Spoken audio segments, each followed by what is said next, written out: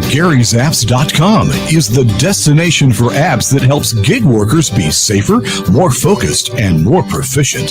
The Maximo app, which is spelled Maxymo, it helps Uber, Lyft, and Grubhub drivers by automatically switching between apps and turning them on or off as needed. For example, if a driver accepts an Uber trip, Maximo will turn off all the other apps that are online, and when the trip is completed, it'll turn the apps back on for the driver. It will also auto-accept or decline offers based on the driver's personal preferences that they set directly in Maximo.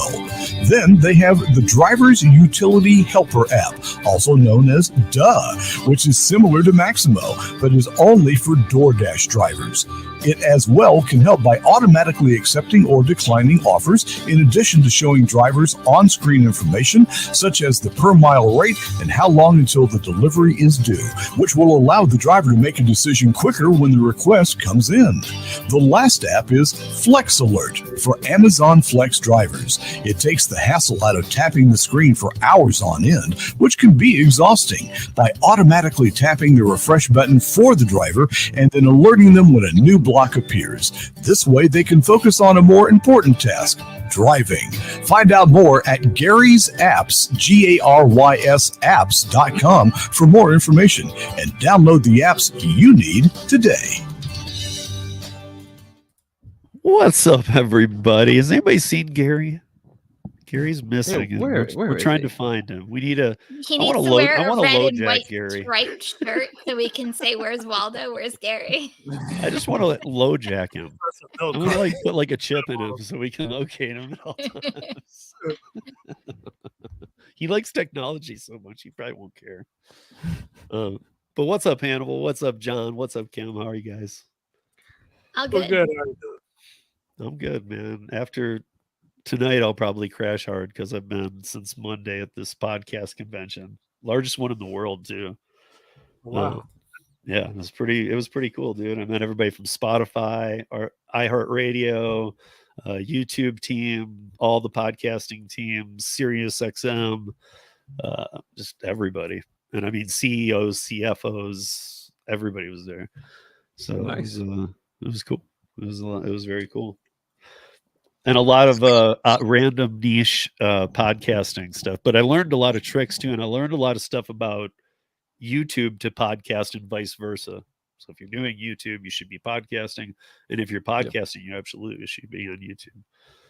Yeah, YouTube has really pushed the podcasting the last couple of months. They really want that market share as well. So there's definitely a good idea. So there's 4 companies that evaluate where people are watching from around the world or listening to podcasts. Yeah. And they described it today as 3 stages. That there was the stage of like when everything was starting, that was the longest stage. Then there was when Spotify came around, they let you do like a video or an audio, but people weren't really catching on to it yet. And now in the last 6 months, and it's a big jump too, but YouTube is now worldwide the most used platform for audio podcasts. Wow. That's interesting considering I'm assuming not everyone is using YouTube Premium.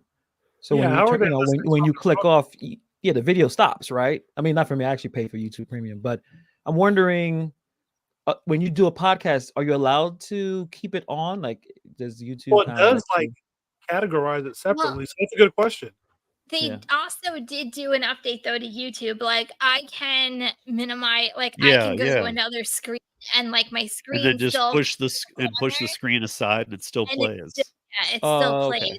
So Okay, that that's one makes sense. upgrade YouTube has done in like this past year, and it really helps with like driving. I listen a lot more to YouTube now because Which of that. yeah, definitely.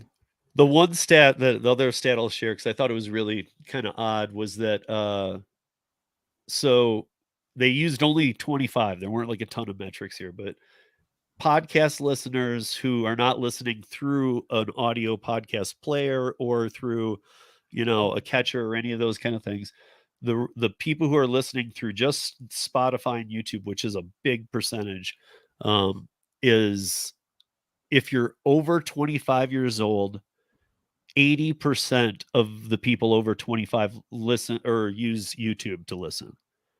90% of 25 and younger use Spotify.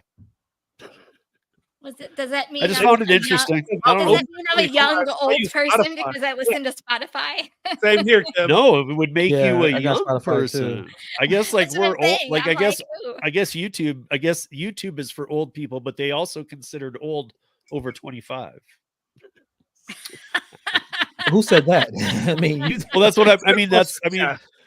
that's what I'm saying. There weren't other metrics. It wasn't like, hey, up to So 25, this obviously was 25 like to a Gen 35, Z 30. It alpha, was just 25 and over and 25 and under. Because I So thought it if you're was. over 40, does that mean you're ancient at that point? I don't basically know. you're dead in their books. That's when I threw my stuff and Yeah. left. And it's like, I screw thought you, the man. what they call the key demo was always like 18 to 30. That's what I thought, right? There I guess were that's too other big of a there were stretch a now. ton of other metrics they used, but for that one specific thing, when they were talking about just YouTube and Spotify, they wanted to give, I think they were trying to give creators and podcasters an idea of what is your market. Because if it's under 25, you should be targeting Spotify more. Yeah. You know, I think that was Donna should. She says she likes iHeartRadio. They're kind of all very similar, but it really depends on. Like, I like Spotify because that was the first one I got, and then there's other ones Yeah. that are probably been better. And I'm like, well, I'm already got this. I'm whatever. Once you have a You know. library, it's hard to like, I don't want to rebuild that somewhere else. Right. The algorithm kind of knows what I like to listen to. I'm like, oh, whatever. It's Yeah. fine. I feel like though Spotify is a little bit more user friendly than iHeartRadio. At least that's what I feel like. Maybe it's because I'm more familiar with Spotify and like I feel like I've been with Spotify forever, but I feel like whenever I hop over to like iHeartRadio, I'm like, What back is this? to Spotify. Yeah, they try and iHeartRadio tries to shove, and I don't mean this mean, but they try and take a lot of your more independent radio stations from around the country that Yeah. play like maybe like not maybe some mainstream, but whatever in your city plays a little offbeat mainstream type stuff and newer stuff. That's who they try and work with. So I think they're trying to shove other things down your throat, like, hey, you'll like this. You're like, just get out of my face. I'm trying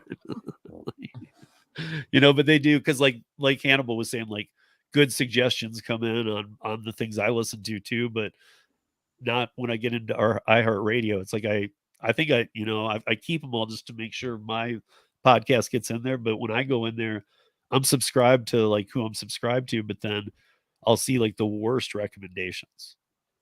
Nothing I'm interested in at all. Yeah. I can tell they're just trying to shove it down my throat. But yeah, I mean, that was, I don't know. I thought that was pretty interesting because there was a lot of incorporation about like that now podcasts are video too. And that threw me a bit, because even on my YouTube page, I don't know if you guys are aware of this, but I have a like in my tabs, I have podcasts. I never created podcast folders, but it has 3 in there for me. I mean, Yeah, like it's still the auto cat. Yeah. Yeah. But I mean, like it did Driver Nation. Driver Nation never had the word podcast in it. Why did it like decide, hey, all these are a podcast? I think it's the Well, talking head style over 30 Yeah. minutes or probably some time period. There's some algorithm for it. Yeah. Yeah. If there's 3 men talking a lot, this must be a podcast, right? This is not like More than It one can't be man like this. talking for half an hour, it's a podcast. Yeah, the reason I mention it's because it's very simple with other podcasts. With an audio podcast, if you're not on if somebody were to say, hey, I didn't see you on Audacity, I can go to Audacity. It might take however long, 7 to 10 business days, who knows, but I can give them my RSS feed and they'll make sure that I'm on the player. All you need is that RSS feed. Here it is, and they can populate the whole thing. But YouTube doesn't accept RSS feeds, which is weird. So you think that's something on purpose, or they will eventually have that?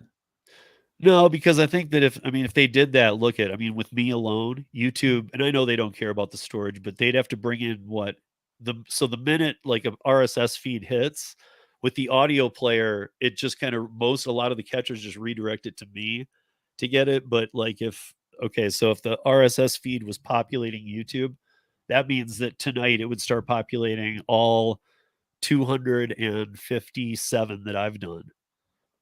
And because it can't play them in a stream from another location, it would actually have to import everything. Right. Okay. That makes So I sense. think that they're just Lot of trying to. I think they're working together. All these companies were like Stitcher went out of business. 2 companies merged. There were things happening that were very interesting there. But yeah, had a great time. Learned a ton. Met a ton of people. It was definitely. I would say this. It was definitely something that I absolutely would go back to. Jason Thierry's been twice. I've been now to just this one. It's the largest one in the world. They do it every August, and next August they announced it the last day, which was today for the next year. So next August is Washington D.C. Oh, that's cool. Yeah. So anyway, yeah, that was my story with that. So let's jump off with first. Let me say hi to the chat here real quick. I got this ready, but what's up, Tommy? What's up, Gigwise? What's up, Chris Taylor? What's up, Carnifage? What's up, Rick? What's up, Derek? Gagan. Hi, Donna. Oh wait, Donna. So Donna's kind of a locator for Gary for us. So She better Donna's be a locator of Gary. So Gary must be alive. So Gary's alive. We're good. At least we know he's alive. Thank you, Donna. What's up, Thomas Mathis? Yeah. What's up, Cody C? And I hope I got everybody, but we'll jump in. So I think we talked about this last week. I know I talked about it on Monday before the decision came in. And I know there were a couple people that you guys might already know, but there were a couple people who weren't agreeing with what I was saying was going to happen. And I'm not trying to brag, but it exactly happened how I said it was going to happen. This Minneapolis mayor did veto a day early, in fact, Wow. the minimum wage for Uber Lyft. So that's done. That would be a whole nother session after elections. So that's now going nowhere. And that's too bad. But I feel like, I don't know. I know we talked about it, but I wanted to see what you guys thought. I feel when you get your House of Representatives and you get your state Congress together and they are like dealing with real heavy stuff and you talk about this issue and they come to a conclusion to pass it, but the governor of the state vetoes it. How do you guys feel about that going down an entire level? Because it went from that to city council in Minneapolis and the mayor. So the mayor isn't the governor and city council is not Congress and the House. To me, if I'm in Congress or the House or the governor, I take that as a real slap. Like, dude, we just hashed this out on the big level. You guys shouldn't be going, well, we don't like your decision. I felt like the governor saying more research was needed was because partially, like I said, I don't like bills attached or numbers attached to these bills, like the $1.40. Trust me. Sergio had proposed, would you, you wouldn't take that money if you could? Yeah, but it's $1.40. Okay. It's $1.40 a mile and it's 51 cents a minute was what they were proposing. So I want to, and this is for active time. I want to propose something to you guys. So by the way, it's 10 cents in my market for time or whatever. So if I were to pull up to a house and the person said, hey, we're waiting on somebody, they're going to be an hour. I would be able to turn my car off and make $30 just sitting there. Now, if the person called me and said, I need to go 60 miles to the Twin Cities airport let's say 70 miles. 70 miles, it's going to take an hour to the Twin Cities airport. Okay, so 70 at $1.40, that's going to be $98 plus another 30 because of the per minute for the hour. So $128 is what you'd get paid for an airport ride that took an hour. I'm Mhm. all for that. Again, I wouldn't send the money back, but I don't see how that was I don't know. To me, that's like again, back to that's doctor pay, you guys. I'm looking through I guess Jacob Fry is the mayor. He vetoed the bill, but then they also said that he quote unquote secured a commitment with Uber to pay the drivers $15.19 an hour for time Right, spent. which So, but not with Lyft.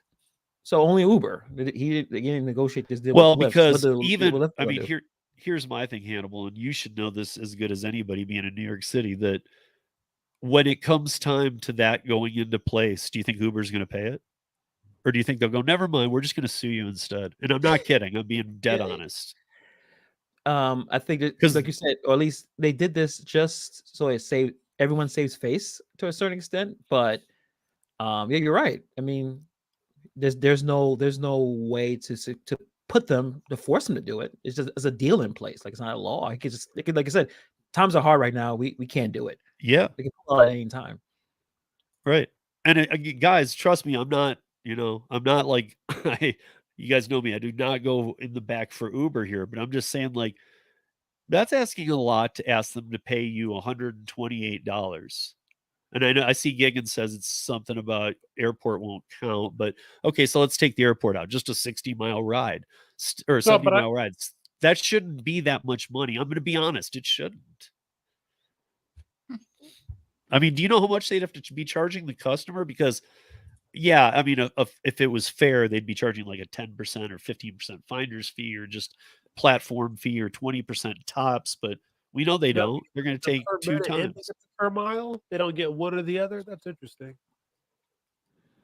See, No, now don't they get both? I think they get the way that it's written. I believe they get both, like you stated. Yeah, But of what course if they they get it. only got one but didn't get the other? Would that be? Rideshare's always been you get both. But no, but I mean, like in a hypothetical world with this bill, if they redid it, do you think that would work?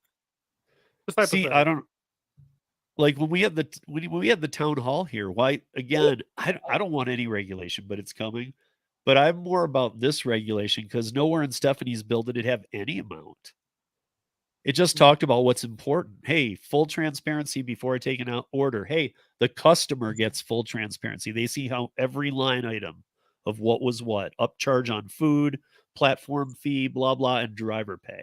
So they start to know that drivers aren't paid anything, right? To wrongful deactivation.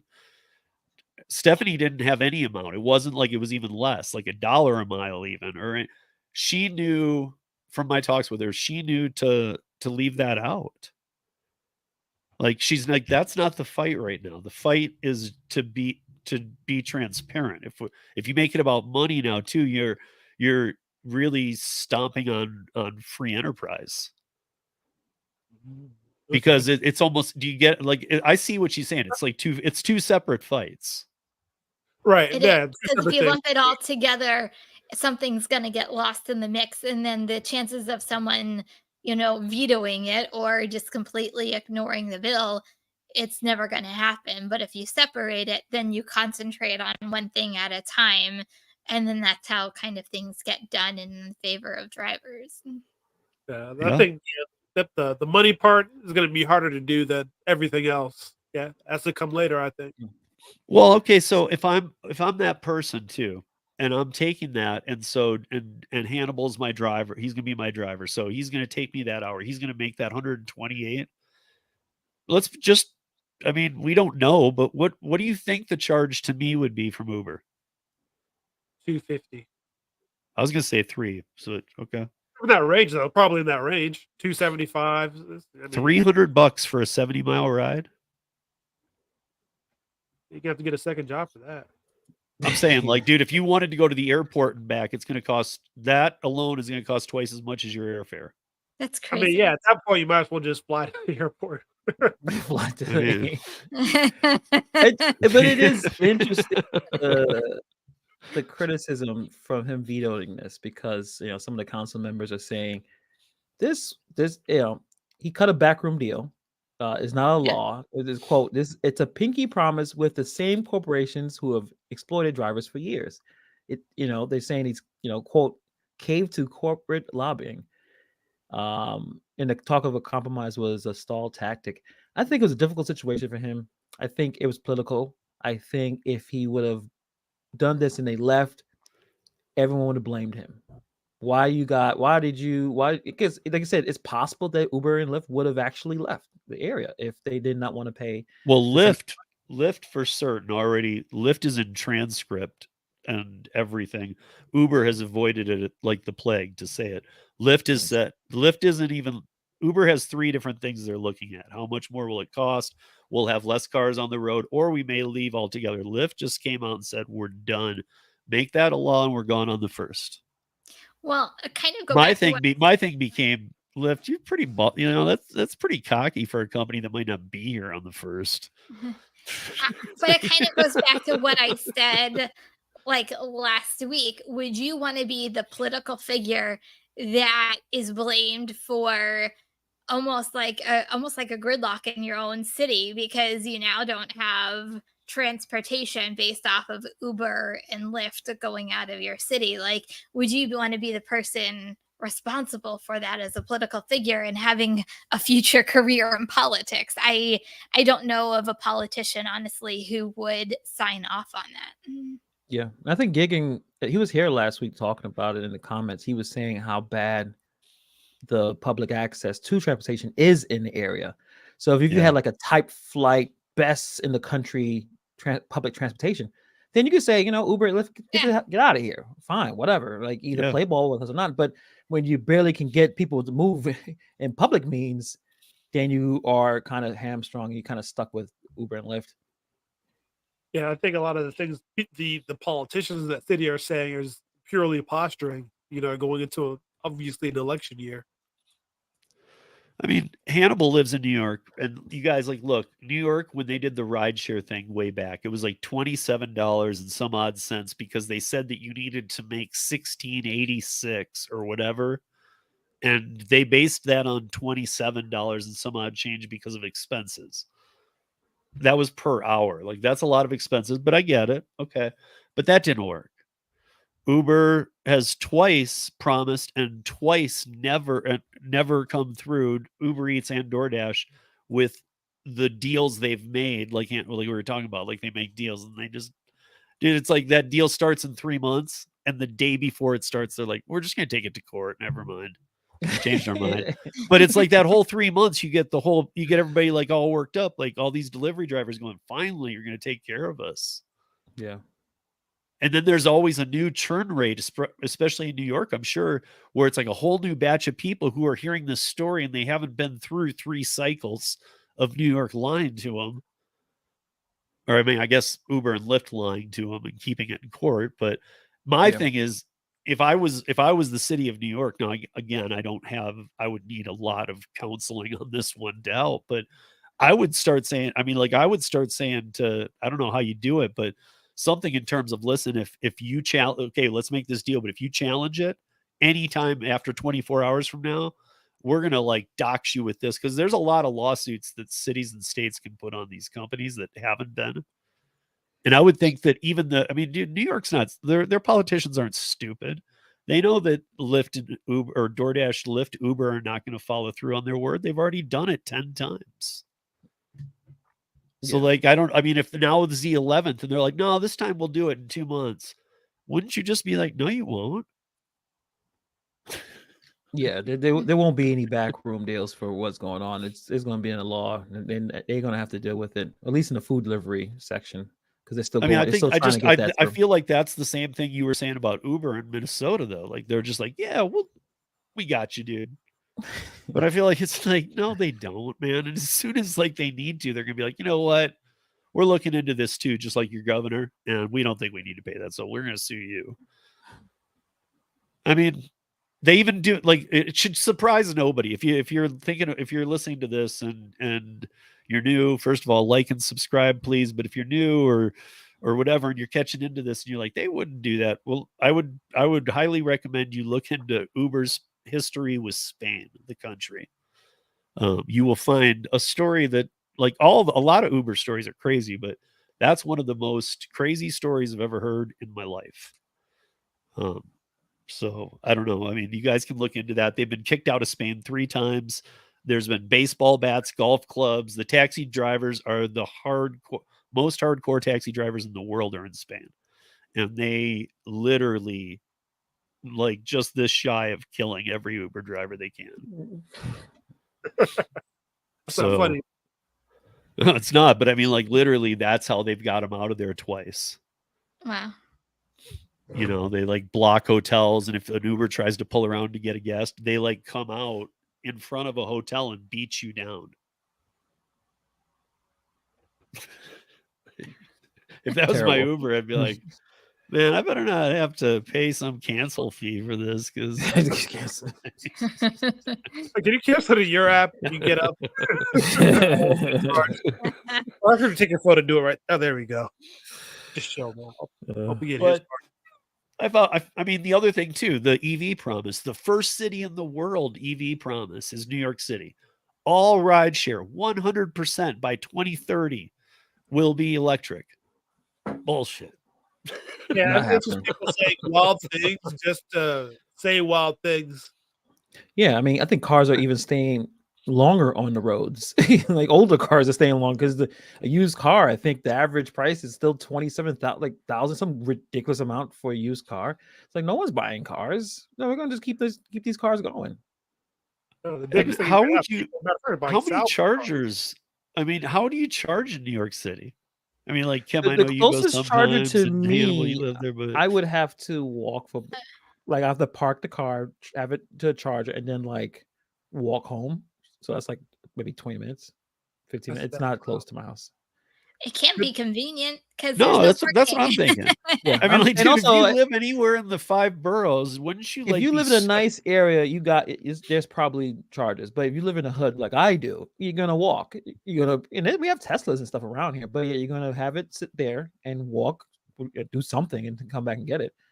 But in low income areas, there's no charges. Like, what's the point?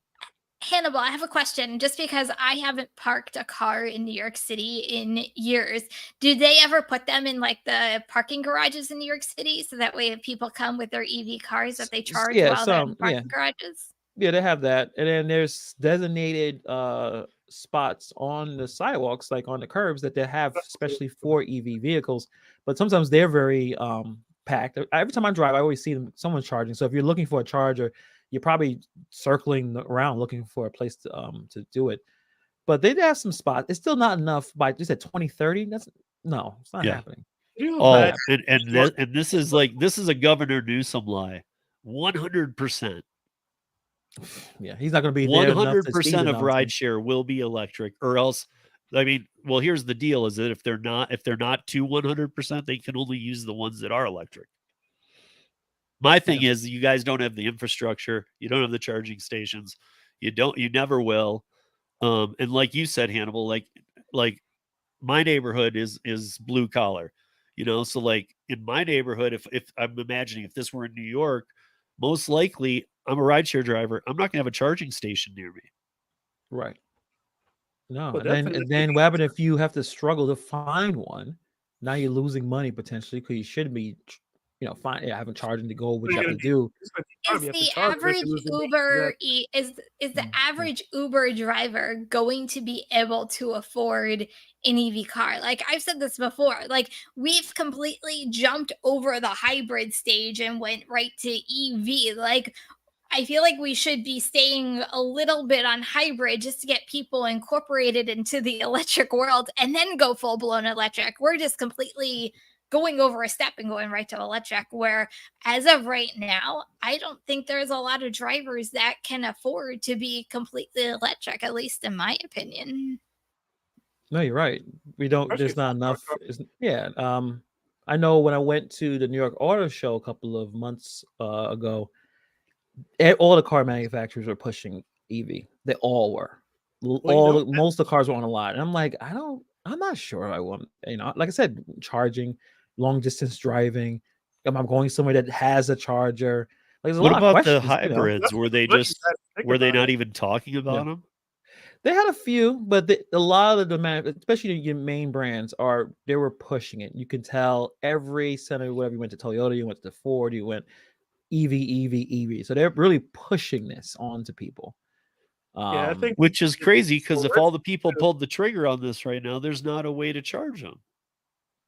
I don't not know. now. I guess I just think of like my parents and like even my grandmother who's still around, and they're like, "Oh, electric what?" Like I just don't think like I just don't think it's like it's feasible. I just don't think for everybody to have this technology in now we're talking well we're almost at 2024 in what 3 months 4 months, so we're talking 6 years away.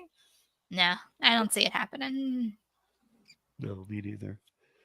I see this from Derek. I just have to bring this up because if it was 100,000, I'd have done it, but 103. A little bit over Wait, your what budget. did I say that I should be the spokesperson for Toyota? What I forget. What did I say? Yeah. What is the tagline for Toyota? I don't know. What is the tagline for Toyota? I forgot. The old one was, "Oh, what a feeling." Yeah. That's What's the way tagline old, for but Toyota? Yeah. I don't know if they have one anymore, do they? they have something. Let's go places. Really? Because commercials for Toyota nowadays are just like two people talking on a beach, and at the very end, you see a car like go around a corner. No, they pull up at an event. They have to park right in front of there because that's how it usually happens in the real life. But yeah, tagline is "Let's go places." Yeah. Hi, Cheyenne. I just saw you were in here. How's Canada? So John, in your neighborhood, I found this is interesting, man. I know that you guys are going to cut back a little bit on first of all, San Francisco, for those that don't know, is really they're taking like half the autonomous out because of what happened. So the fire department had enough, and they just said, if you don't remove them, we will. So they were lit. I mean, I imagined, I don't know if you guys remember back in the day, but in LA, there used to be a lot of pictures of people would like use the scooters and stuff and then just throw them in the ocean or on the beach. And so they were like dragging all these ones out. They were all destroyed. But I was just kind of picturing that. Like, if you don't come get these, putting them in. Because I mean, people are having sex in them now. Like, that's a big, big thing. That's not. It didn't happen once or twice. How do we know if it was a big thing? What are you talking about, Steve? Because they're all recorded, and now the city has the videos on them too. And remember how we were talking about how they have like 2 or 3 long routes to get places? So like they can't go A to B. They got to take this other way because it's the autonomous route. Yeah. So, and they only run at nights, right? We talked about this months ago. Come on, well, Steve, you were on top of this from the very beginning, right? Because I said sex and drugs are going to happen in these. Who's going to clean them after every ride? People left to their own devices. That's the only thing I can say is just right. Ew.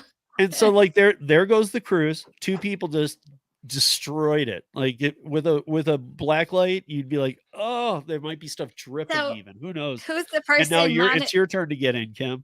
Here's your ride. Who's monitoring these videos? I mean, what do you mean? Because they don't have drivers in there, but they absolutely have monitoring stations. That's what they do is watch from the camera in the monitoring stations. Somebody in a call center somewhere like, yeah, we should stop this, but just stop this. Well, I don't know if you guys saw, but wait. Can you imagine if you're the monitoring system and you're like, well, we got to stop. We got to stop the vehicle, and it goes. Well, the police have wanted them out. The fires wanted them out. The mayor's wanted them out. This was a Governor Newsom thing. He said, you guys are taking them. I'm getting part of the kickback. You'll get a little. But now all the people, the mayor, the fire, police, they've had it. They're going to take it into their own hands and just not even take it to court. They're just going to get them out. They said half the amount of cars will be left by next week.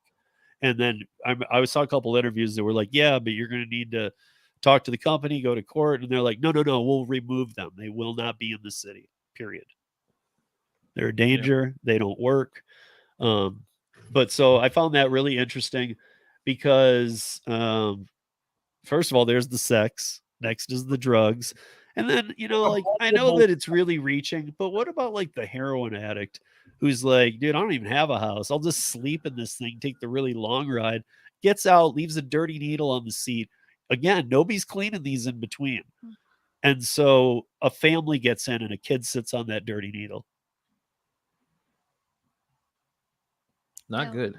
I mean, again, we just all have to remember that, look, if there's no driver in there, you're going to, maybe not us, but a lot of people are going to feel like, dude, I can do whatever I want. All that sex. Sex, Sounds drugs, and like rock kind and of roll, fetish. baby. That's what those things are. They can make a whole reality show out of this. Can you imagine if someone gets like the footage and just like makes a whole reality show out of it? There it is. I say. That's very Somebody weirdly Google that. specific. That's a search term. Somebody's gonna do that now. Just because I said nobody do it, somebody's gonna do it. Wait for the fake autonomous taxis to come out. So why? To be honest, I don't even know if the taxi industry is fighting for this because they're dead, Tim. They're dead. Gig wise, Tim is talking about something. That's Incredible get that. yeah. Never mind. I don't know if I should get this, but I do get it. Yeah, got it. Never mind. Oh, I got it. Oh yeah, Steve got it. I'm sure he got it. I feel like Kim there that one time when Kim had to think about something forever. It's like one of those memes. Kim and It's innocentness. like, why do you get that? You know, You would Kim have- don't even need to Francis get it. wasn't getting it. Why do you get that? And then all of a sudden, like the light bulb went off. I'm like, oh. But anyway, in John's neck of the woods, where there is still autonomous, Every day. John, you'll know this area a little bit, so maybe you can help us with what this means. So in the West Valley, Avondale, Goodyear, and Surprise. That is, how can I describe that? West Side? That's the best way I could describe it. Is it like half of Phoenix, though? It is the, no, it's not necessarily, it's just this, well, it's more like just a side of town. Like I would say there's East Valley, there's like Phoenix, which would be like Central City, and then there's like West Valley. So it'd be like a third of the major part of the city, for lack of a better term. But it's still a Technically, very there's the big area. Big part of the, big part of the Okay. city. So in Where the there, Cardinals play, like the football team plays out west. okay, so in those in West Valley, Avondale, Goodyear, Surprise, there are three startup ride shares. We Ride, Glendale On Board, and Tolson. All offer the same thing as Uber and Lyft now. There's three companies in there. In Chandler, there is Chandler Flex, which is the same as Uber and Lyft. And Sun City residents can now try similar programs that use Waymo Autonomous too. But there's 4 startup rideshare companies in Phoenix that are all operating now. They're not talking about it. They're not getting launched. They're all launched. They're all live. If you live in those areas, please use those. Give them a try. Step away from the giants. Because I found that really interesting. I mean, 4 launched in one city. We see one launch in a city sometimes, and it just struggles and fails. So Yeah, this is they have a lot of different things. The other thing I like kind of about this, it reminds me kind of like the metro system, because they have these things they call virtual stops. So they have designated drop-off points, but there's a lot of them. So it's not like it's just leaving you in the middle of nowhere. So I mean, some of them I was reading that it's got like it'll drop you off at fixed locations that are like minibus. So you get another micro transportation if it can't take you out of its zone. But nonetheless, there's still options here now that, I mean, with that combined with the public transportation, like the light rail and the bus system, and it's actually it's a pretty comprehensive. It's interesting what this city's becoming. yeah, I mean, to be honest, this is what I think everybody need. This is what every city needs. It needs competition. I mean, I think we can all agree on that. Look, everything needs competition, or else monopolizing a territory or a space or whatever is never something that we're like, dude, that's sweet that place monopolizes that. No. It's always ends up being a problem. Honestly, that's my biggest fear with Lyft right now. If Lyft goes out or gets sold somewhere else, or like it's only going to be Uber, like, man. Or like, yeah, well, we knew what you wanted to say. Or like just runs out of their whatever it is. They're under $1 billion now. They're $900 million. So I know it sounds still like a ton of money, you guys, but to be honest, for what Lyft's performance was supposed to be, this is them at the bottom of the barrel with their money. I mean, I don't know what they're going to do. And the other thing is, I don't know personally. I think they may have missed the window to sell it for any reasonable cost, because we used to a long time ago we used to talk about like the database at least is worth something. You guys don't have buildings, you don't have assets, but the database. These days, what is a Lyft database worth? I don't know. Like, I'd pay like $100 for it. Well, Steve, now's the time to get the hoopty rides going. I'm telling you, like, now's the time to like step in and get those hoopty rides going. Everybody would have to sign I am an independent contractor I talked about this with Mike Harubi, and everybody would have to sign I am an independent contractor, understand what that means, and do this of my own free will, because I would need complete hands off. I would take like a 5% platform fee, and that's it, just for passing it along to you, because you could hoopty your hoopty out as much as you want, and do as big a trash rides as you want. The other thing that's funny is like you could just say, call for quotes and give like some. I mean, you can do it in any way you want. So like you can call somebody and say, hey man, will you pick me up right now? Where are you going? Here, $30. Oh, come on, dude. $20. Come on, dude. 17. All right, I'll be there in a minute. Like this would be, you'd have a button. You'd just be in the app. Like, dude, come on, man. See if you can. I mean, this would be bartering. Hell, you could even trade stuff. Like, Trade I for guess what? I probably shouldn't mention. Yeah, trade for what, Steve? What would you suggest? There's about two packs of cigarettes. Oh, okay. Yeah. I don't know. No, I think you'd have some ideas. Yeah, I don't know. Yeah, like I don't know. But I really do think that's not just an overlooked story. I think that's a really cool story. Like here in Denver, we don't have even another rideshare small local that does anything. John now has 4 in Phoenix. And I feel like they're coming up at the same time. Maybe that's a new strategy. Let's all come up and try and dominate this territory and get these people out of here, or get Uber and Lyft out of here. We located Gary. Our locator worked. Now, he went to get milk, because several people said he went to get milk.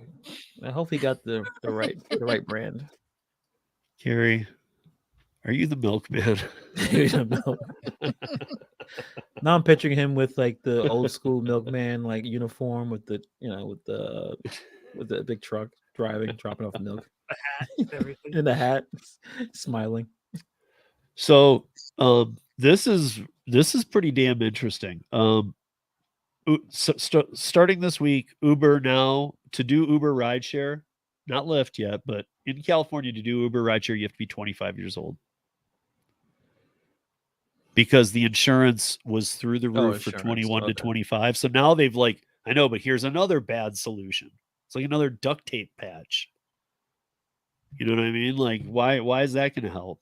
I mean, I get it. I'm assuming they did the math and thought, or at least realized that, I guess anyone under 25 would just have these accidents. I mean, that's how insurance is to begin with, right? Like when you're in your early 20s, insurance is extremely expensive because people get into wrecks a lot, right?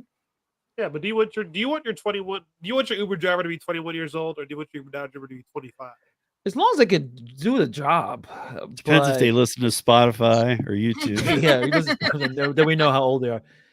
But come on, the Uber driver could be 25. Like it's silly. I It don't is know about silly. I you guess I'm guys, just but saying this is just another move that just kind of shows, like, dude, what again, guys? Just go to transparency. Quit having these fixes that don't fix anything. Or just get the Like, what are best you really drivers fixing? possible. Let's not get like I don't know. You know, I mean, I don't know. You know, and But if you think about it, are you like if you? I know I'm a different driver I am today than when I was like 21. True. well, So, the like, other thing, but you also started driving at what, 16? not in my state at 17. 17. So you started driving at 17. By 21, you had 4 years of driving under your belt. It's not like you were a moron. But that's even more reason why it should be 25.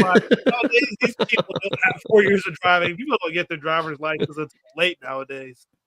Well, 20-year-old I mean, I driver's think for a driver's young person decides to make money and be a rideshare driver, I think even when you're young, you realize, okay, this is a job. I can't goof off. I can't, try to drive as fast. Like you.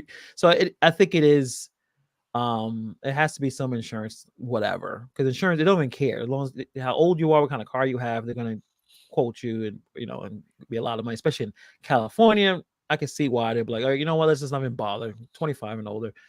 But it is kind of silly you have to be 25 to drive a ride share.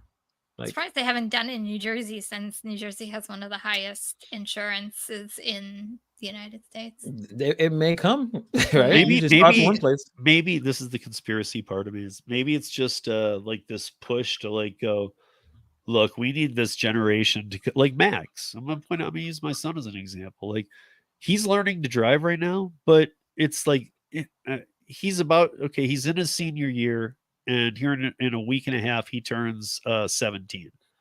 So if you can do the math, he's on the younger end of being a senior, and it was just by days, but he will be getting his license on that birth date.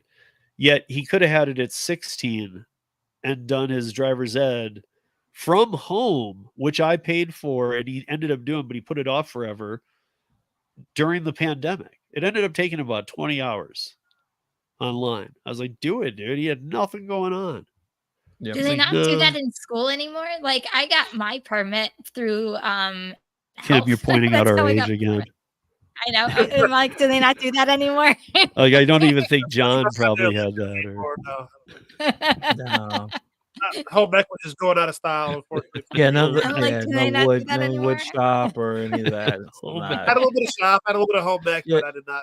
No, Okay. Dude, I I'm not surprised. I think vocational schools are great. I really do. But I'm glad that public schools, like, I don't know how young, like for Kim and I do remember that, like maybe middle school and stuff, like you were playing with bandsaws and there was I only did- one teacher who'd be like at his desk, like reading a comic book. You always had a missing digit. In middle school, I had home ec, I had woodworking, metalworking. Like, I had to go through like a whole bunch of series of classes that you could build a actually house. prepared you. Yeah, no, Yeah, see, I seriously. wasn't. I did that stuff too, Kim. I'm of that age too. But here's the thing: I didn't do, like, I'm not quite Dazed and Confused aged, that movie. But however, everybody in the woodworking shop was making pipes. Everybody in my school was making. Very useful. Every time I see Dazed and Confused, I'm remembering, because there's the one dude's like, dude, this isn't gonna work. See how it doesn't get you don't have the choke on it, man. You got like, that's how these guys were. They're like, dude, this isn't. I mean, I'm not going to go in Dazed and Confused, but I actually, in my parents' house, my mom still has a table that I built in woodworking in my old bedroom. She still has it. A table? A table. I built a table. That was a good Like, table. did you bevel the legs and? Yeah. I built a table. I need to see a picture of this thing. I will have my mom take a picture of it and send Please it. do. Not that I'm doubting you in any way. I'm actually stoked to see it. But it's interesting, like the wood that is actually like it's like a little tiny table. It's like an end table type of thing. Okay, but it's still an end table, and you still did the legs. Not like you just took 4 2x2s and just nailed them into a No. right. If I remember, I will have my mom take a picture of it. Yeah. What is this? I'd have a 21. Yeah, that's I a mean, pretty- obviously. Pedro, that's so. But I guess that's the thing like- too. yeah. It's for What having about the what? Okay, what requirement- about a I- 45-year-old? What about I me, thought a dude? What about a 75-year-old 51-year-old, bro? Yeah, I mean, I think that's the unfortunate part. I think when you're in your 20s, early 20s, and there's an opportunity to make money with rideshare and you can't. You have all that energy and you probably don't have much to do, not much responsibilities. When you get a little older, things start to pop up and you're not able to work 12 hours easy like a 21 or 22-year-old. So I still think it's unfortunate because at this point we need multiple incomes just to make it. And now as a young guy, young person, you can't do ride sharing in California. That's in the T25. It's unfortunate. Yeah. I see Jonathan K making a comment here about he likes his rideshare drivers hot. I gotta say, there was this one here in Denver, and this was like 2016, who tried this on Halloween. I actually knew her because all of us used to converge at those that were in Denver. You might have seen or tried Voodoo Donuts, but we used to converge there because they were open super late and whatnot. And I'm trying to think of is it Harley Quinn, the character? From Batman and Joker. Yeah, Batman. The girl one though, right? Yep. Yeah. Okay, with the bat. So she did that. This rideshare driver did that, and she's a bartender too. She did that for a Halloween, but then she started doing it every weekend as like her gimmick. Oh. And I was like, dude, you're pushing some limits here because I mean she's a good looking person. I mean, really She's cosplaying. She's just dressing up. yeah, but dude, Okay. I mean, playing with the midnight to 3 drinking crowd is not. You don't want to entice. Oh well. Yeah, I see what you're saying. Yeah. I mean, entices she's people. also tough. She's tougher than a lot of guys I know. So I mean, it's not like, and she Well, does that's carry such the bat like her. So I mean, she's got the bat too. I mean, Does it work, or does it result in more tips? it must because she kept doing it. Like I know she worked her bartending job, but on Friday and Saturday nights, even if she worked bartending, she still did rideshare. And every Friday and Saturday night after a Halloween of doing it, it became like her every time she did it, she was doing it. She must have had a good time. So my only she's guess doing could be yes, it made her a lot more money because she obviously was like, dude, I'll do this every time. Yeah. Probably get a lot Because of 5 stars. Yeah. Yeah, Good. keep things interesting, ask questions. It's because I'm sort of driving around can get kind of boring. So Especially nowadays where nobody actually puts in any effort. Yeah. I would just be, I guess I would have a little concern. I see the upside. I Safety-wise, see the safety. I see the caution in it as well. Yeah. I mean, getting a drunk who, I know she has the bat, but if she's driving and somebody were to grab her from, I don't know. I'm just thinking about things that could, I guess that just always comes up with me. What could happen when it comes to gig work? Because I mean, that's what you prepare for. You gotta, like I said, have the bat. You probably have a couple things you don't tell people about. You have some training. Anything can happen, but all you can do is prepare the best you can. So, I needed to ask you this. So, because this was weird. I didn't notice this until I pulled it up today, but I have been at a conference all week. But, hey, Mac and Rick and Pedro and what's up, Mac? I still got to send you that. I'm sending Matt a list. He's going to take care of some of these trolls. Mac's good people. Everybody in the chat, if you don't know him, he's awesome. But DoorDash, Uber Eats, Grubhub, all going down, causing takeout panic across the U.S. This is not California related to the flood. Do you guys know about this? Yeah, it happened to me. Oh, it? Oh, Okay, wow. so they all went down. I did not have a problem with all of them going down. I had a problem with DoorDash going down in my area on Tuesday night. I actually was going to take a couple of orders, probably around like 4:30ish, 5ish, somewhere around there. And I actually turned it on and I took my very first order. And then as soon as I took it, it disappeared and there was nothing on my screen. I'm like, So then I tried to end the dash because I'm like, I'm not going to get caught up in whatever's going on my door, and wouldn't let me end my dash. I actually had to get rid of the app altogether, reinstall the app. It still said I couldn't end my dash. I did it again for the second time, and then it said my order popped back up like I was still in the order that I accepted, like 10 minutes later. I'm like, okay, I'm canceling this order. Let me end the dash. And I'm like, I'm not dealing with DoorDash tonight. But That I sounds turned like on that's Uber that Eats. sounds And like Uber Eats was fine. sounds like a glitch.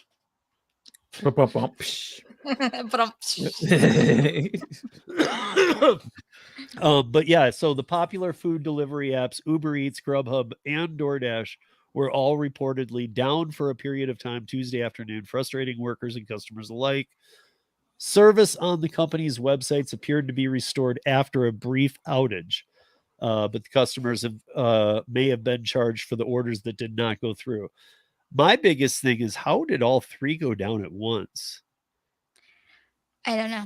Like I said, when DoorDash went down for me, I turned on Uber and I got right on. So I don't know. Maybe I was towards the end of it happening. I don't know. I mean, was anybody in the chat working on Tuesday? It was, again, it refers to it as a brief time, and I don't have the time. It doesn't tell you the time that it was down. It just says a No. brief period. Yeah, I was just wondering, like, gig work mama asking, like, oh, they all on the same server?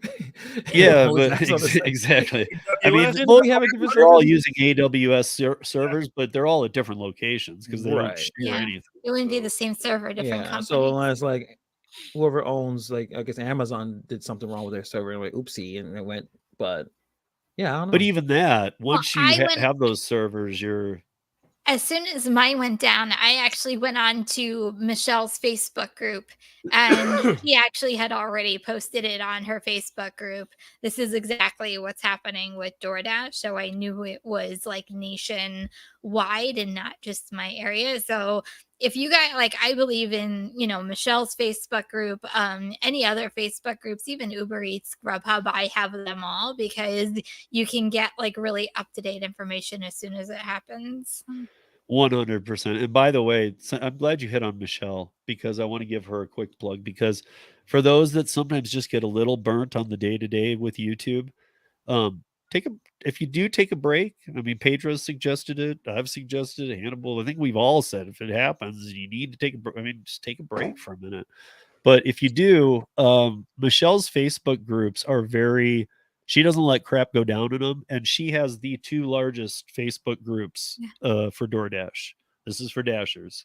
But one of them is for beginners, and one of them is a more advanced group. Between the two groups, she's at about 200,000 active users. But there's not any crap. There's no bashing, nothing. They're very on top of it. I know Gary's a mod over there too. I would highly recommend that, even if you're not sick of YouTube, if you want some DoorDash information, that's a good source. Yeah, and she was the one who actually posted it herself. So I knew it was pretty, she wouldn't have posted anything that wasn't accurate or anything that wasn't going on. Well, So I think she's got everything set to, because of, I mean, when you have 200,000 people between two groups, and you're trying to keep the spam and bashing out, that's almost a full-time job just to be on that, even with volunteers. So everything that gets posted, pretty much, I think, except for a few people, has to be approved by her. So if she got like 10 in there, she just probably made the post, because I've seen her say, like, I've even seen her make a post saying, we know about this, don't post on it, please. Yeah. Meaning she doesn't want 100 people to get on there and go, hey, did you hear this? Because we did. Yeah, just real quick, just so I can answer this. Oh, sorry, did I put it up? What's the actual name of the group? The one is called DoorDash Drivers Pro. That's the one I believe Gary is the moderator on. And then her other one is just DoorDash Drivers, I believe. Yeah. I mean, you'll on both groups, Tim, you'll see her name. like it'll say DoorDash Drivers Pro, but I think it says somewhere in there like admin or owner. Or I think if you go into like the people that are in the group, it has her as the admin. So yeah, it is. I'm just looking at it right Kim, now. if you have it up, can you put the link in?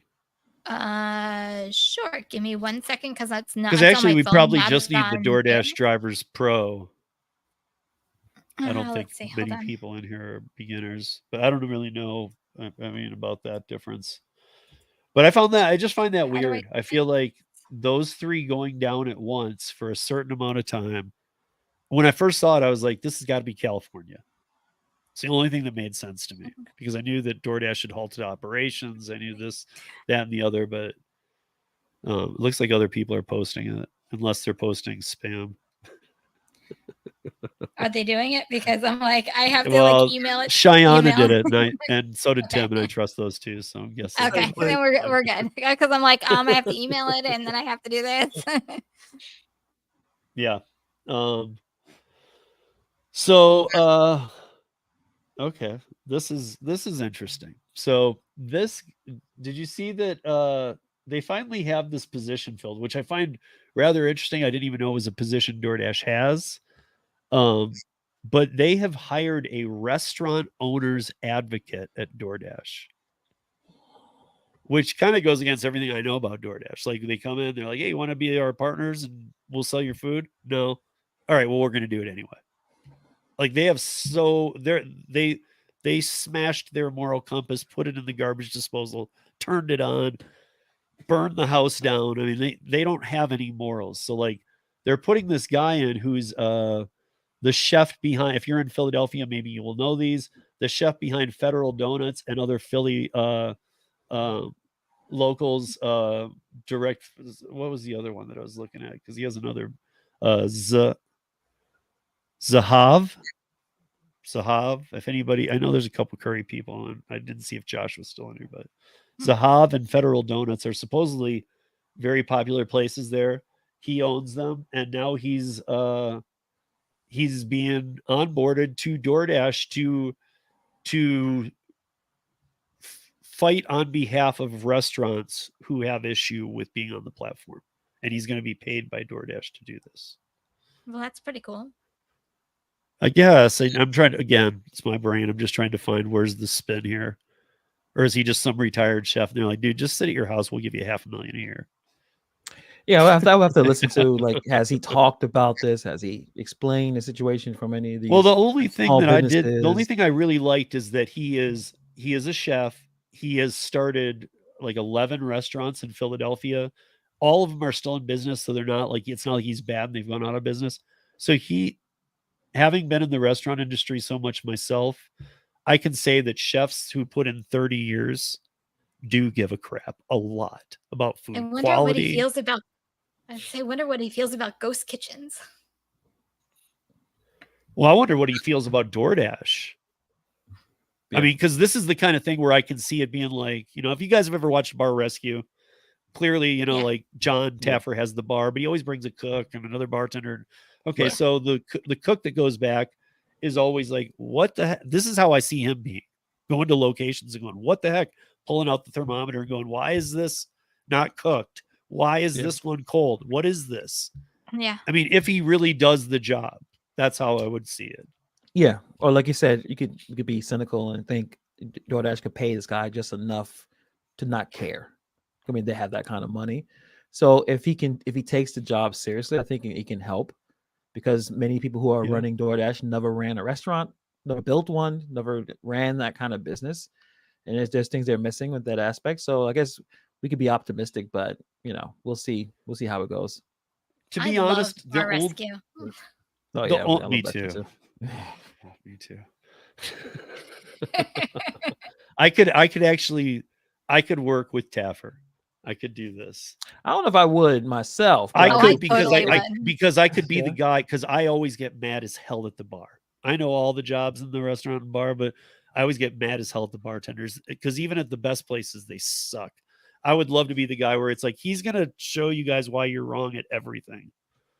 I just want to go in and fire everybody. I can just do that. I'll just go in and clean house in everybody's bar. Bye. But only Taffer gets to do that. I know, but I want to be that person. Bye.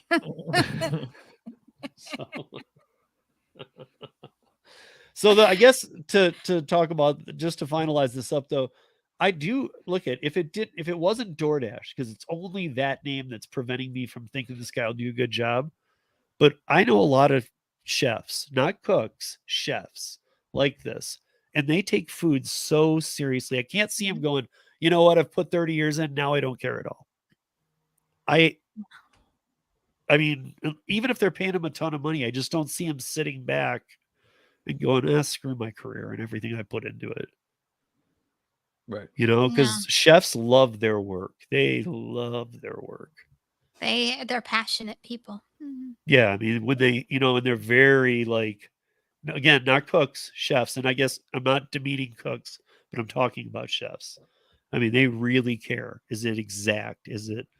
And I can't see that every single thing he sees with DoorDash, he's going to be like, wrong, wrong, wrong, wrong. I don't know. I would literally think his first report would be like, I didn't see one thing you did right in a week. Maybe we can get John Taft to come on the show. DoorDash rescue? Why? Just, how about DoorDash Titanic? Just let it go. Let some other little companies and mom and pops that went out of business step it back up. Let some little companies start doing delivery, you know? Let rideshare companies, like in John's Phoenix area, let 4 rideshare companies pop out of nowhere. You go, we got this. Because even if Uber and Lyft are pissed, or if they're like, we don't care, they care. They care a lot. Because this is giving more and more people ideas. If there's 4 that popped up in Phoenix, I guarantee that, I can't say which markets, but don't be shocked if you see some ride shares pop back up now. Because I think people are seeing that Lyft is falling. Uber's value is falling too. I know Uber had their first profitable quarter, but they also sold off the autonomous division during that quarter. So really, there's a term, I don't have it in front of me, but it wasn't profits based on business. It was more of a sell-off profit of a junk department that never worked. Yeah. So I don't know. But did I have a last thing? Oh, and then I have a last article, unless anybody else had anything they wanted to share, that Instacart is going to IPO next week. That should be interesting. Good luck. Let's see how that goes. So honestly, what was it? 22 months ago, $39 billion. In February of 2022, it was $25 billion. In April of 2023, it was $13 billion. And now they're not giving an exact number, but it took some digging, but there's a zone. They now say they now have their value at 5 to 8 billion. Wow. My question becomes, like, I really hope that number's right, because every gig app we've ever seen IPO tanks immediately the first day. Lyft, DoorDash. Everybody remember DoorDash can be up to $500 a share? Yeah, right. Come on, guys. And then Uber launched at whatever in the 70 or high 60s and lost, it was like at 40 at end of first day trading. Lyft lost half of their value on the first day of trading. On the NASDAQ, they came out at 78, and I think they closed at like 37 that day. Well, I guess we'll all have in 1 day's trading. Guess we'll have a lot to talk about next week. Well, I think they're going for, I really think it's about Snap now and EBT and whatever the caper cart is. I'm going to just make my own caper cart and my own gonna have igloo eyes. robots. Yeah, and I'm just gonna make some igloo robots and things, and you know, I was watching a little bit of Show Me the Money Club. I saw they had the Yeah, I saw they had the robotics guy on, so I they liked did. listening to him. But at the same time, you know, and he's talking about they're pretty. Like I'm like, dude, I've seen them get knocked over. They can't even get themselves up. You know, like these are not like again. I would say like I've seen other autonomous things that like if it falls over, you just have like 2 or 3 spots where a bar can come out and push it back up. So how are they spending 20 some odd $1,000 on each igloo cooler with 4 stroller wheels and a lidar? And we know they don't lock because you're supposed to have to type in a code, but every homeless person just rides them or rips them open. Well, to go with your hoopty ride, you can do a hoopty robot. Hoopty rides can have food delivery with a rope tied to an igloo cooler that's behind the car.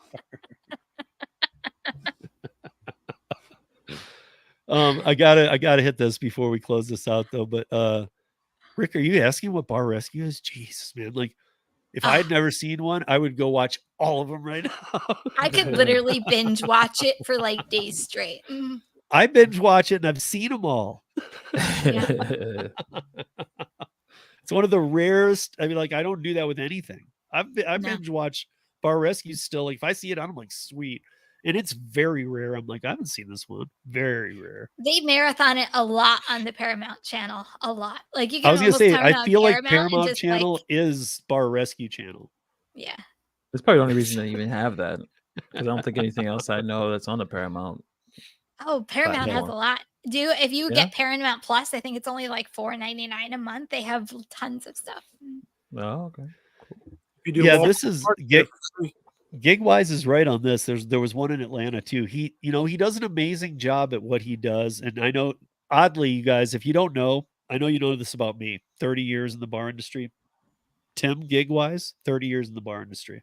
Wow. I'm gonna be having him on the podcast too because I want to do some comparisons to the service industry. We both spent the same amount of years in that industry. But he's saying that one of the, the Taffer had 3 in St. Louis, only one craft is still open. In Atlanta, one that he opened closed. So I don't know that his brand of like this is a Taffer bar is helping. But I don't care.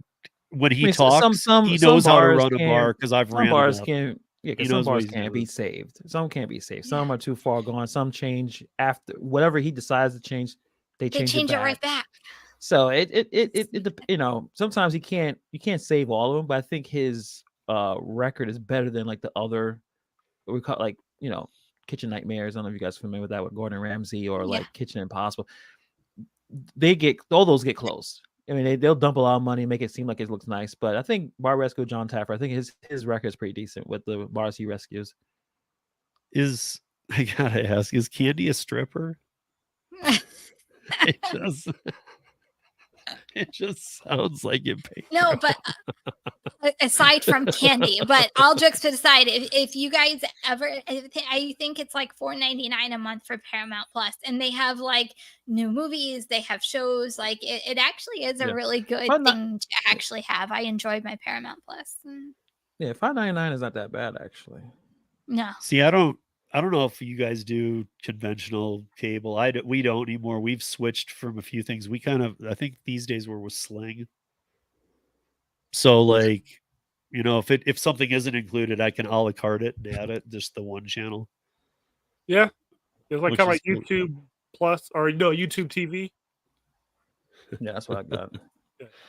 Yeah. Oh, yeah. Oh, wait. Candy or Candle? Apparently Candle. She was on the show. I worked with her at another place. Oh, she was on the Taffer, or she was on Taffer's show. Okay. And of course, Holly's sister's name, Candy, is spelled with a K. I'm sorry, Holly. Now I got to ask Holly because you'll appreciate this. Is she a stripper? Steve. Yes, no. We had to do it. I mean, Candy with a K? Come on. I don't know. Wait, Holly, you have Paramount Plus, but you've never seen Bar Rescue? How can Did you Holly have say she's Paramount never Plus? seen it? Yes. Oh, Rick said what was it? I didn't see Holly said that she hadn't seen it. I thought she said it up top. Oh, I've never seen an episode. Yeah. Okay. Well, then, Holly, you need to go binge watch it as soon as you get done. Yeah, Holly, what the heck, dude? I mean, even just to watch, because I mean, why even tell you anything about the show? Just pick one and go watch it. She was not a stripper. Is she one now? Steve. Was not until like yesterday. What? But she was a professional dancer though. Professional, not a stripper. Stripping is But a I was profession. close. I mean, I would agree with that. yeah, stripping is a profession. It is a profession. Yeah. It's the oldest profession, right? No. There's one older. There's Isn't one that older. what they call it? I mean, I think that's what they call No, it, there's though. another one that's older. They're already And something else. What it's is the related, oldest but it's profession? not. Think about it. Hooking. Isn't that the same as stripping?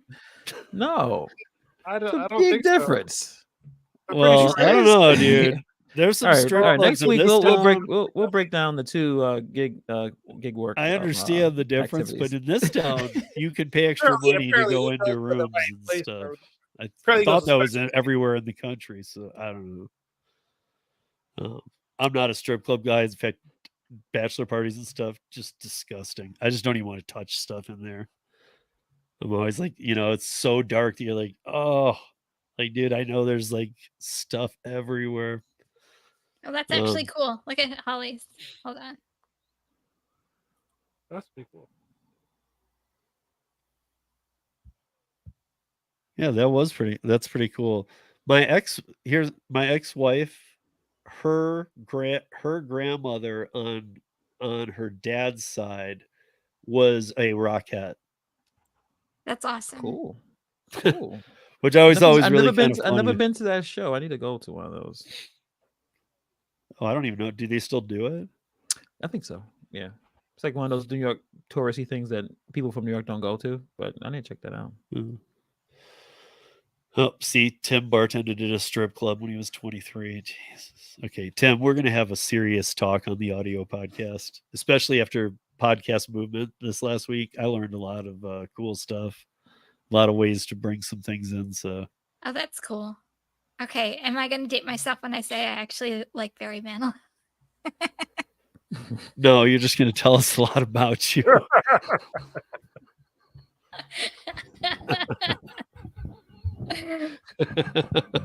So Kim plays elevator music while she works. Now, are you kidding me?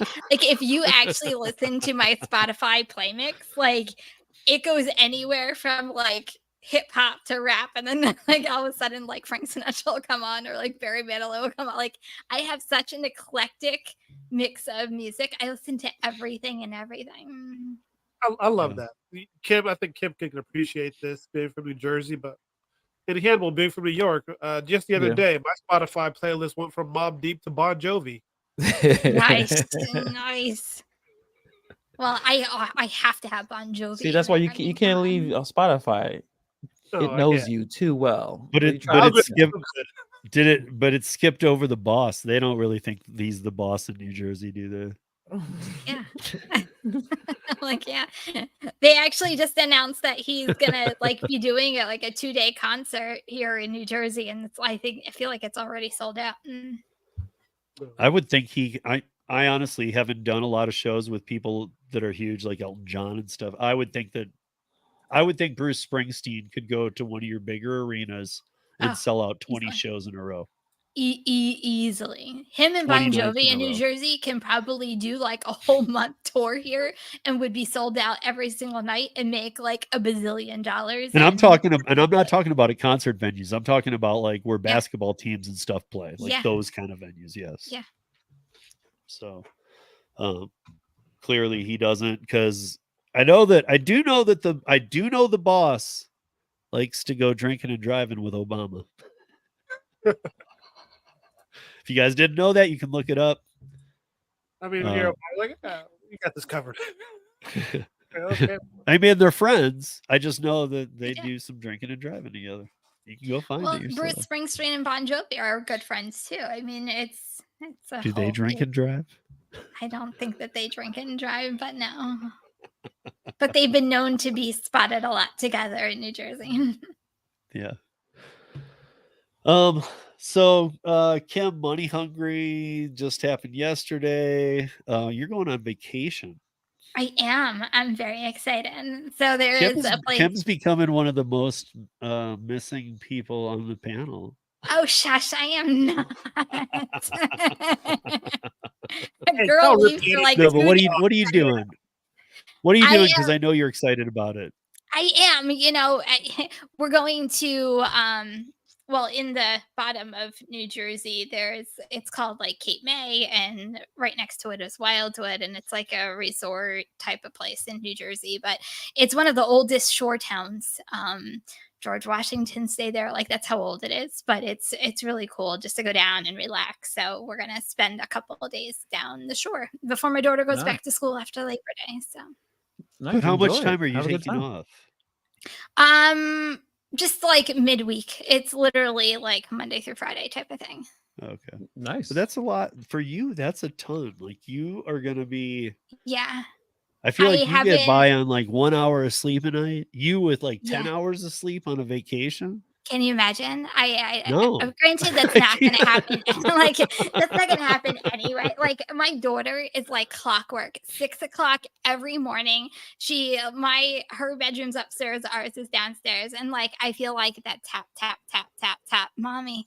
I feel like that episode. What was it? The Family Guy, where she's like, "Mom, mama." Like I feel like that's like just have 5 wrapped gifts that are like $5 each, and just say any morning you let me sleep till 11, you get one of these. Yeah, that's totally not going to happen. But I mean, it's vacation. You don't take a lot. Bribery's in the picture. It's fine. Yeah, so it's just gonna be good. It's gonna be a good getaway. I think it's gonna, I can't honestly. Any getaway is a good getaway, but you of all people need one. You've needed one for a while. I mean, I know you came here, but that we all felt burnt when you left. So I mean, like that was just constant moving. It was great, but I didn't feel rested by the end of that weekend. I'll tell you that. I felt like it was because I think we were still working. Just because we were in Denver, it doesn't mean like I was still videoing. I was still, going live. Like we were still networking. Like we were still like constantly working, and you get to meet people that you didn't meet. So it was a whole like social network the whole weekend. So it was amazing time, but it wasn't the most relaxing time either. So Hannibal, I know you interviewed Captain Bud Soda. Yeah, I interviewed gig work celebrity Bud Soda a couple of days ago, talking about how he was able to get back on DoorDash. So you can check out my channel, talk about that. That was actually a pretty good conversation. Bud Soda set aside time for me. I think one person put in the comments like he did not take an order. Like, no, I did say, hey, Bud Soda, we're only gonna do like 25 minutes to half an hour. So I didn't want to bother him with an hour conversation. I know he was working. So that was a pretty good conversation. And also the Food Fetch app that he is helped bringing in, onboarding some drivers in upstate New York area. So if you are in the upstate New York area and you're looking for another food app, check out Bud Soda's channel. He probably has his email address. Hit him up because he's looking for drivers in upstate New York area to do food delivery. I think the base is $4 or $5 for every order. I think it's $4. Which is a big difference between that and $2 on DoorDash. And I think it's only 15% they're taking from the merchants. So it's pretty, I think a lot of local apps are probably a good idea to check out. They may be a better situation rather than trying to, always deal with the same apps that we talk about. And then next week, I will have a video out with, it's like a first RiDESHARE conversation with creator named Money Talk with Tristan Thomas. You guys may not be familiar with him. He does RiDESHARE content with Lyft, actually. And the reason why I want to talk to him is another YouTuber kind of gave him like kind of a dare, because I guess he said, hey, I can make about $3,000 in a week. And this other YouTuber was like, it's impossible, you're lying, you're making it up, it's not happening. And then Tristan said, I'll be back here on Monday, or at least I'll show you on Monday. And he got close to it. He $2,700 on Lyft.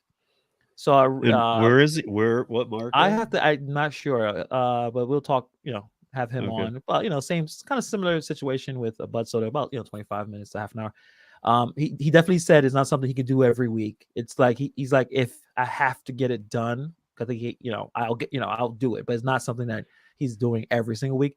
But to make that kind of money with rideshare, it seems like there's some small pockets of the country where Lyft it is can still happen, preferred, yeah. or at least Lyft, or even with Yeah. Uber, where you'll see this crazy payouts. It's not everywhere, obviously, but there's some rideshare seems to have that kind of high level of income coming in. So we'll have that conversation. That should be a good time as well. Well, because I think it's because rideshare, I mean, like everything, it's supply and demand. And a lot of cities, like when the pandemic hit, I mean, look, the food apps had no demand. And then in one day they went to all demand. Then rideshare went to nothing. Rideshare's had a very slow comeback, but I feel like people are just now full back. Like, okay, I'm ready for rideshare. And I know that we always talk about oversaturation, but I feel like you're saying, in some markets, I feel like you can still do pretty well with rideshare. With enough bonuses and the right time and some strategy and just being out there. Because I know he's, to get that amount of money, he was doing 14-hour, like crazy amount of days or hours to get that kind of money. So I would like to talk to him about, because I don't usually talk about a lot of rideshare on the channel, so it should be a good conversation. Awesome. So watch for that too. And last week I was a complete jackass. So John, I'm not forgetting you. Don't worry. Oh, you're fine. No. Last week Hannibal was like, "What?" Like peace, or like and John. I'm like, oh. What do you got going on, John? More Walmart Spark. Couple things. I mean, there's a video that Kim put out recently about what Walmart's a big thing that happened with some drivers. I'll be covering similar angle to that topic, as well as some other topics in the video I'm working on. Also, Walmart Spark got the 3 orders batches coming out recently, so I got the first one today. So working on some content for that as well, and that's Walmart sparking it up. I can't remember where I saw somebody else talking about Walmart Spark, but they were in Phoenix too. And it wasn't Uber, Lyft, Phoenix. If he does Spark, that wasn't him, but it was somebody in Phoenix was talking about it, and they were saying like, well, I still do decent. And I might have spoken out of turn because I commented on it and said, Dash Theory's in Phoenix too. I believe I said, I know Walmart's taking a hit, but I believe he still does pretty well too. So you guys must still live in a pretty decent Walmart. I mean, there's market. A lot of, so there's, so I would say just because of the size of the city and how many Walmarts there are, there's some that are better than others. I'll put it that way. And you got to do, that's another video I'm working on too, as well. So, but I mean, we're seeing a lot of people who were loving the Walmart train for a while, and now aren't going, hey, I think it's slowing down. They're saying, dude, where are all the orders? I'm not making anything. Like, it's gone. It seems like it's taking a hard crash in a lot of markets. It's an issue. It's an issue. Yeah, it's an issue. Exactly. If you haven't seen already, Kim made a great video. Watch it recently about Spark, and specifically about that issue. Like I'll be covering it in addition to other topics, but check out Kim's video on it. Yeah.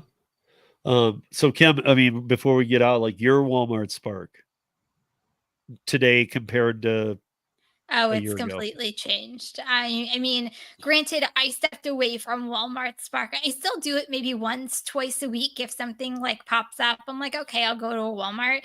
My issue with Walmart, it's 10 miles from my house. So like if I'm going to do Walmart Spark, like I have to be like, okay, today I am doing Walmart Spark because I'm not going to waste 10 miles there, 10 miles back to like where I normally work. So that's the tricky part with me with Walmart Spark. And I have 3 in my area, and that's the closest one. The other ones are 25 miles away from me.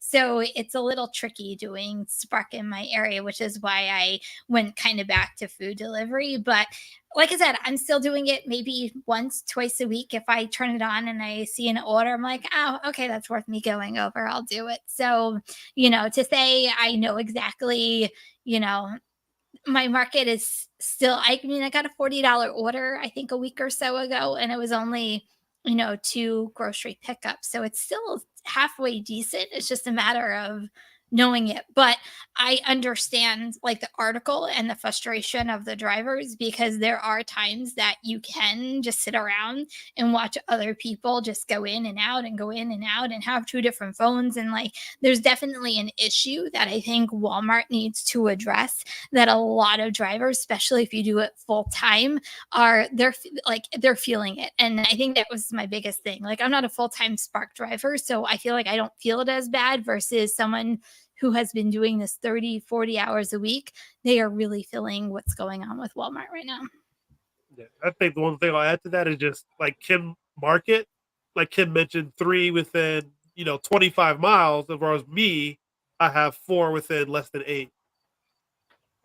Yeah. See, when she said 10, I was thinking that's not that far, but I'm used to doing curry ones where everything's.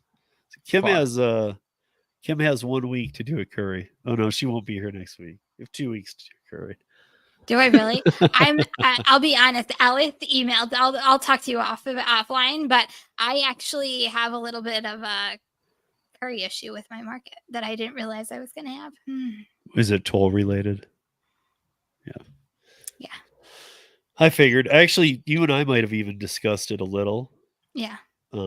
But to those of you that are still looking into curry or do it or whatnot, tolls are paid. Kim lives in a very weird area where they're still trying to structure out. Literally every order, almost every order has been to Brooklyn, to New York City. Like literally it's from New Jersey going over the bridge to Manhattan or to Hannibal's area. Like it's literally, and the pickups are like 7:30 in the morning. If I pick up at 7:30 in the morning and try to get into any of the bridges during that time, nope, not going to happen. But what about after you do 1 or 2 and then you see one come through that's going to be a 7 a.m. scheduled for $350? You wouldn't drive to Brooklyn for $350? If it was 350, maybe, but they're not. Well, you're not seeing that yet because you haven't taken any orders. I mean, Tony just started taking orders this week. He finally started getting a couple here in my market. He doesn't see even half the orders I do. We were even sitting side by side. And I was like, what about this one? He's like, I don't have that one. Yeah. So, like I said, we can talk afterwards about it. Yeah. But yeah, I get it too at the same time. But yeah, guys, that's it. Hopefully Gary will be moved and have a house with Donna and be living a happy life in Florida by next week, and we'll have him back. Until then, I guess we will see you guys next week. 13 minutes of news drops on Saturday. It's been growing, so you guys share it out, tell people, whatever. That seems to be something. I've now moved it to all the platforms too. It's on TikTok, it's on Instagram Reels and Facebook. It's like the one thing I put on everything. So if you see it, share it, watch it, comment. And that's it, you guys. So see you back here next week. And until then, be safe, earn smart, and take it easy.